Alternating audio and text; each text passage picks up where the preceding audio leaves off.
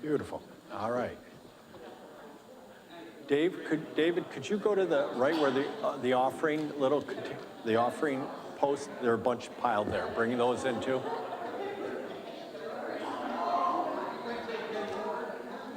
All right.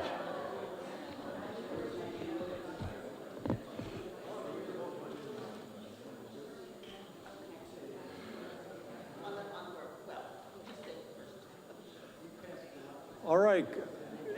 Here we go.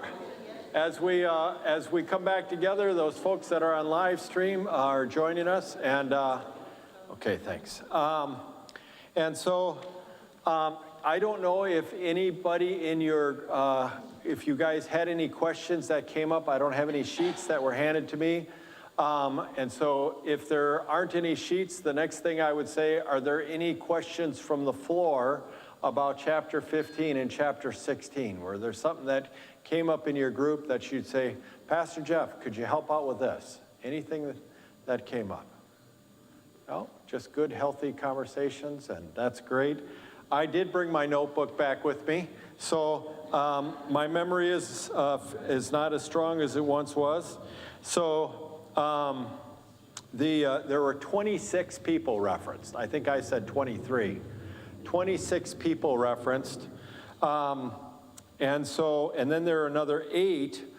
Remember, Paul wrote the letter to Rome from Corinth. And so he is referencing people in Corinth who are sending their greetings to Rome. And so again, for those of us that are like, okay, where does all of this? Corinth is over there in Greece. Rome is in Italy. So you can kind of start to see. Now you say, well, those are just like neighbors. No, not in that world. So again, you can start to see the significance of the connection. The people in Corinth are sending their greetings as well as Paul sending his. And that's of note. I didn't say this before. Phoebe is very likely as a Gentile. Why is that a big deal? Again, I'm trying to figure out ways to help us to see the significance of this without opening up a can of worms. But if the next pastor we get is tatted all the way through his body and has a hook right here, I'm not going to do that to just be like him. And that should tell you just how we all have our ideas, you know. When we all look alike, when we all kind of have a common background, it can be very, very, very unsettling and very, very wonderful to be able to reach across barriers. And Phoebe, being a Gentile, was a monstrous barrier. In fact, of those 26 people mentioned, this was one that just jumped out at me. The fact is, only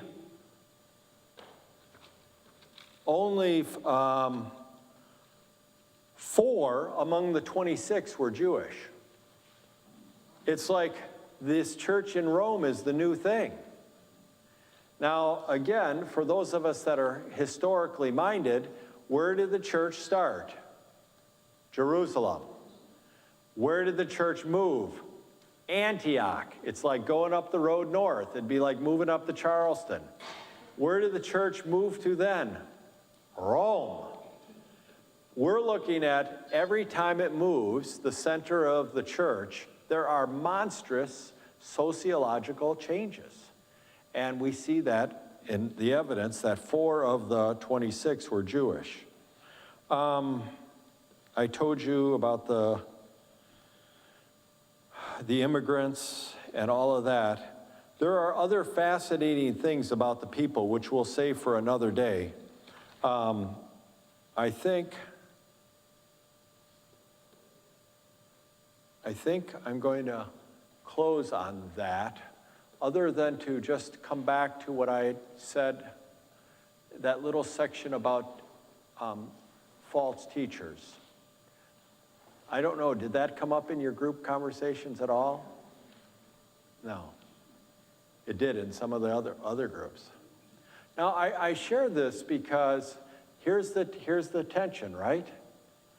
On the one hand, we want to honor the fact that if someone calls Jesus as Lord, they're part of the family, right?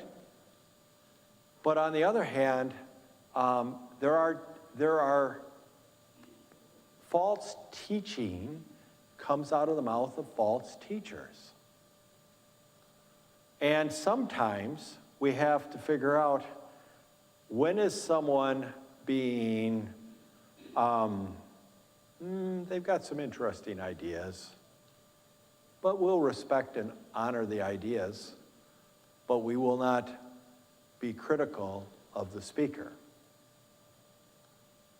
We will not be hard on the one who's teaching.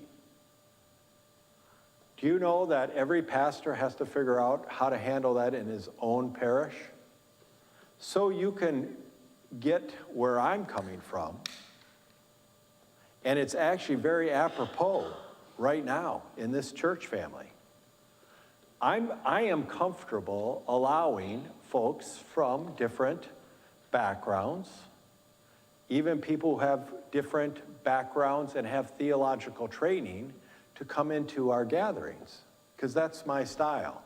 I'd rather we be open and listening and learning from each other. Do you see how that goes? But, yeah, I do, but it seems to me that we have a set of beliefs that are based on what we believe is biblical. Right. So here's where, so there you go. Did you notice I struck a nerve? No, so let me, I'm telling you, this is actually not a conversation, though I know Kevin's trying to make it one. I'm trying to help you, this is a transmission. I'm trying to help you see how Pastor Jeff manages the tension, how I manage it. And I'm going to give an example from my past. And then I'm going to give one that's very current. Here's the one that's from my past. So from my past, a gentleman named Chris had theological training. Chris came into our mission, and he had teachings in his background that were incongruent with mine. And he was a great asset. He was a good teacher on most things. He was a great learner, and we became dear friends. His wife, Darkees, and I were, and my wife, very close friends. But here was the line. Chris, you have these teachings. I don't agree with them. You're not going to hear me publicly saying that until you publicly cross the line and teach what is contrary to what I believe is the scriptures, because I have a responsibility to God. Do you see how that relationship worked out? So what happened is Chris spent years there. If you can believe this, is God got a sense of humor or what? He went on to seminary and became a Missouri Synod pastor. Go figure. But it worked out because I allowed him to be in a relationship of a fellow student, honoring the fact that I have to be the one who oversees the teaching, right? So I received that's the one from long ago. I mean, right now, we have a dear man who unfortunately was injured this week and is not here. And that's, anybody here that Fred got injured and wasn't able to make it today? Yeah, so Fred, his hip, yeah, I wasn't gonna give all the details, and you can pray for Fred, but Fred just said, in short, I'm not gonna be there. Fred and I have had the same conversation I had with Chris 30 years ago. Fred went to our inquiry class. He does not believe the teachings that I subscribe to. And by the way, do you think that I wrote him off as a friend and fellow brother in the Lord? No. Are you kidding me? Do you think that I said, Fred, you can no longer come to Bible class and you can't participate in worship and all that? No. But what I did say to Fred was, you won't be teaching on behalf of Island Lutheran, because I have to oversee, and your differences are fundamental. They're not just like ancillary out there. And by the way, Fred, to his own credit, doesn't take communion here. He doesn't believe what we teach about communion. So if you come to the services, you'll see Fred always sits back there, just like other people do, and I respect that. I celebrate that. But you could start to see, have I ever stood up and said, stay away from Fred, he's a heretic? Has anybody heard that out of my mouth? Absolutely not, because if you have, you must have been dreaming. I would never say that.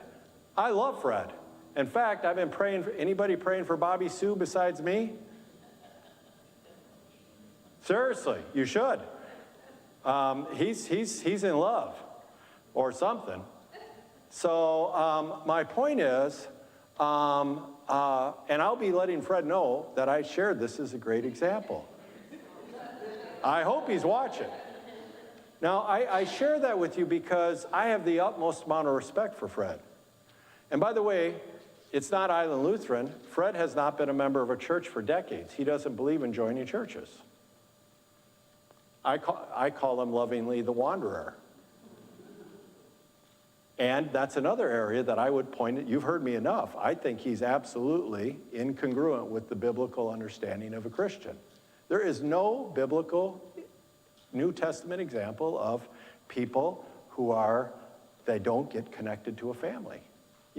This modern day phenomenon in the United States is very, very outside of history and, frankly, the global world. But that's okay. So when Kevin says, well, we got our teaching, you bet we do. And that's why you have a pastor. The job of the pastor is to actually painfully, prayerfully wrestle through with, how are we going to handle this? Does that make sense? The pastor has the job of figuring out what are appropriate ways of involvement.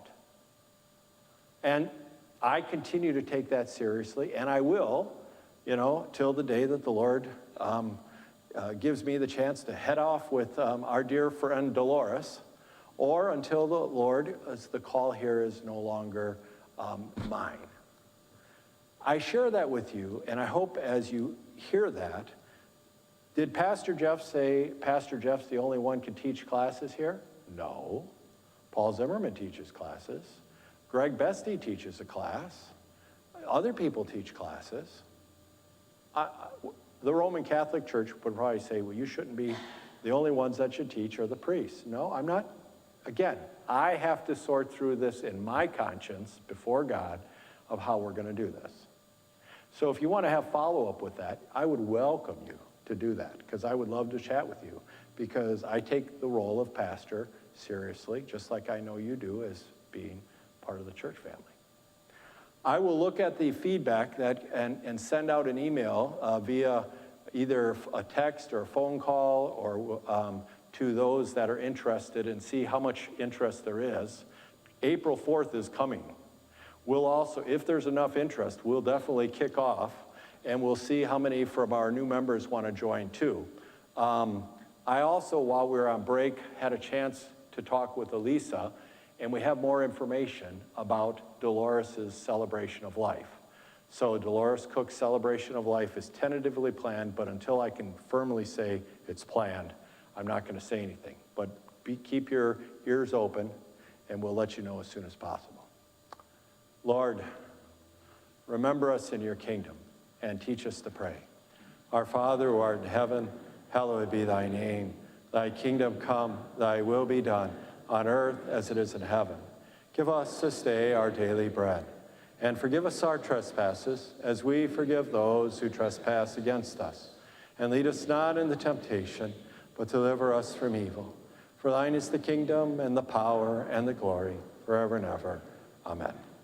I'll be heading in with our facilitators, but if you want to grab me on the way, you are more than welcome to do that. And Mr. Rosenthal, I'll give you a holler.